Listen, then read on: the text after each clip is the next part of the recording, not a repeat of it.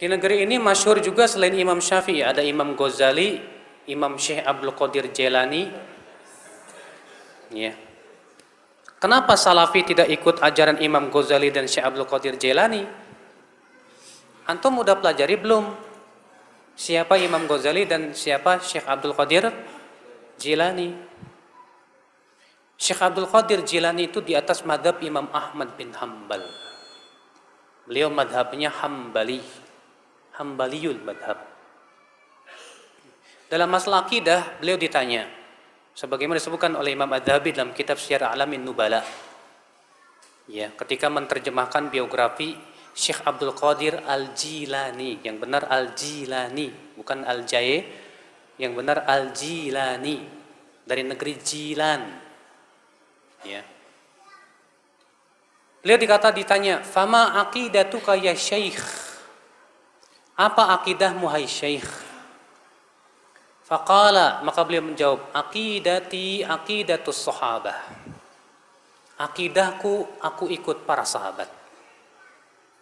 Kalau gitu antum ikut si para sahabat, jangan hanya sebatas Syekh Abdul Qadir Jilani. Saya punya bukunya yang ditulis oleh siapa, Imam Abdul Qadir Al-Jilani, judulnya Al-Gunyah.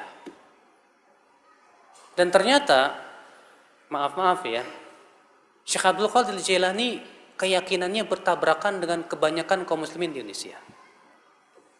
Karena kaum muslimin Indonesia banyak menisbatkan kepada akidah Asy'ariyah. Sedangkan Syekh Abdul Qadir Jilani termasuk yang membantah akidah Asy'ariyah. Di mana dalam kitab Al-Gunyah beliau berkata begini, "Wa kana Allahu ala arsy istawa." Dan adalah Allah bersemayam di atas arasy-Nya. Wala yuqal kama taqulul Asy'ariyah. Dan tidak boleh dikatakan seperti yang diucapkan oleh kaum Asy'ariyah, bi annallaha fi kulli makan, bahwasanya Allah di setiap tempat. Jelas, kalau antum enggak percaya silahkan rujuk kitab Al-Gunyah tulisan Syekh Abdul Qadir Jilani. Tegas di situ beliau mengatakan begitu. Saya pernah, Pak, maaf saya di salah satu kiai di kampung saya, dia mengkafirkan saya. Hanya saya berkeyakinan bahwa Allah bersemayam di atas arsy. Kata dia, Ustadz Badrul Salam itu kafir. Masa dia mengatakan bahwa Allah bersemayam di atas arsy? Ya. Saya bilang, kalau gitu kenapa Bapak tidak mengkafirkan Syekh Abdul Qadir Jilani? Bapak mengagungkan Syekh Abdul Qadir Jilani. Oh, itu kutub. Ya, wali itu wali.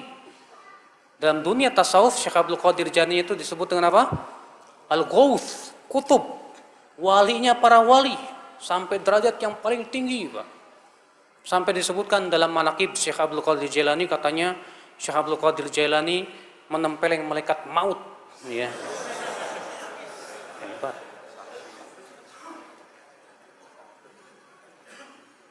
Kita katakan, "Taib, Anda menghormati Syekh Abdul Qadir Jailani?" Syekh Abdul Qadir Jailani mengatakan Allah bersemayam di atas arsy. Kenapa Anda tidak kafirkan sekalian? Inilah, ya akhi, memang kita harus membuka pemahaman kepada masyarakat siapa hakikatnya Syekh Abdul Qadir Jailani. Dan Syekh Abdul Qadir Jailani itu hidup setelah imam yang 4. Makanya disebut bahwa beliau di atas fikihnya dalam masalah madhab. Beliau madhab Imam Ahmad bukan Syafi'i beliau, tapi Hambaliyul madhab. Ya. Imam Ghazali di akhir hayatnya beliau sibuk dengan membaca Sahih Bukhari. Dan ketika beliau wafat, beliau mengatakan, "Aku wafat di atas ini."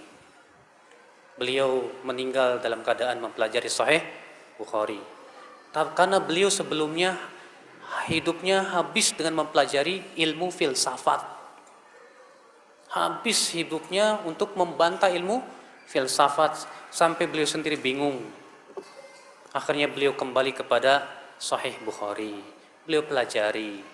Namun sayang, sebelum beliau selesai mempelajari Sahih Bukhari, beliau meninggal dunia. Bahkan Imam Ghazali sendiri mengakui bahwa pengetahuan beliau terhadap hadis lemah. Beliau berkata, "Bidha'ati fil hadis muzjah." Pengetahuan saya terhadap ilmu hadis lemah, kata beliau. Tapi kitab usul fikihnya Imam Ghazali menjadi rujukan para ulama setelahnya. Karena memang beliau cerdas sekali. Iya. Nah, sekarang Pak, Imam Ghazali manusia tidak? Imam Syekh Abdul Qadir Jilani manusia tidak? Tapi mereka manusia. Mana yang lebih berhak diikuti, Rasulullah atau mereka? Rasulullah. Siapa yang lebih agung, Imam Syafi'i atau mereka? Imam Syafi'i. Imam Syafi'i lebih agung. Imam Ahmad, Imam Malik. Bukan berarti kita ingin merecehkan mereka, tidak. Tapi saya ingin menetapkan kepada Anda bahwa mereka semua ulama. Ulama tidak lepas dari kesalahan. Kita menilai ulama itu kalau sesuai dengan Al-Quran dan hadis. Kalau tidak sesuai, ya kita tidak ikuti. Makanya kalau Anda berkata, kenapa kamu tidak mengikuti Imam Ghazali? Saya tanya, Imam Ghazali ikut siapa? Kalau Anda berkata, Imam Ghazali ikut Al-Quran dan hadis, taib. Ya, kita pun sama-sama ikut Al-Quran dan hadis. Kalau pendapat Imam Ghazali sesuai dengan Al-Quran dan hadis, kita terima. Kalau tidak, kita tidak terima. Ya. Demikian pula Syekh Abdul Qadir Jilani. Maka itulah ya akhwal Islam, keyakinan kita terhadap para ulama. Kita hormati mereka, kita cintai para ulama, kita jadikan mereka rujukan dalam memahami Al-Quran dan hadis. Tapi kita tidak mensucikan para ulama, kita tidak mengkultuskan para ulama. Kita mengatakan mereka orang-orang yang diberikan oleh Allah kelebihan, kecerdasan. Namun kalau mereka berselisih pendapat, kita lihat mana yang paling kuat dalilnya. Kesalahan kaum muslimin Pak, ketika terjadi perselisihan ulama, berdalil dengan pendapat ulama. Padahal kata para ulama, pendapat ulama bukan dalil untuk ulama lain. Seharusnya kalau terjadi perselisihan ulama, dalil kita Al-Quran dan hadis. Itu yang kita pakai.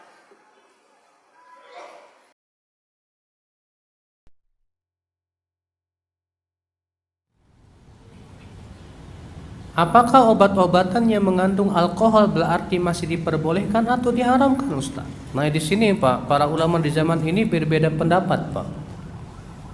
Sebagian ulama mengatakan boleh, halal. Kenapa? Karena nggak memabukkan. Kenapa? Nggak memabukkan. Cuma sebatas dicampur alkohol berapa persen. Tapi ketika kita minum nggak memabukkan, biasa aja. Sedangkan ilat daripada haramnya arak itu apa? Memabukkan. Kaidahnya sudah kita sebutkan tadi. Apabila ilatnya ada, hukum ada. Apabila ilatnya hilang, hukum pun hilang. Nah, ilatnya memabukkan di sini hilang, nggak ada. Berarti boleh dong. Ini pendapat Syekh Jibril. Sebagian ulama berpendapat tidak boleh. Kalau memang sengaja dicampurkan. Kalau memang sengaja apa? Dicampurkan. Kenapa? Karena hadis mengatakan ma askara kathiruhu faqalilu haram. Sesuatu yang banyaknya bisa memabukkan, maka sedikitnya pun haram. Nabi mengatakan apa? Sesuatu yang banyaknya bisa memabukkan, maka apa? Sedikitnya pun haram. Maka pada waktu itu kata mereka tetap nggak boleh, karena itu sengaja dicampurkan.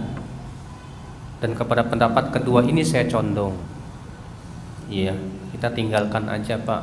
Tapi kan nggak memabukkan. Iya, tapi kan kata hadis, iya, sesuatu yang memabukkan banyaknya, maka sedikitnya apa? Haram.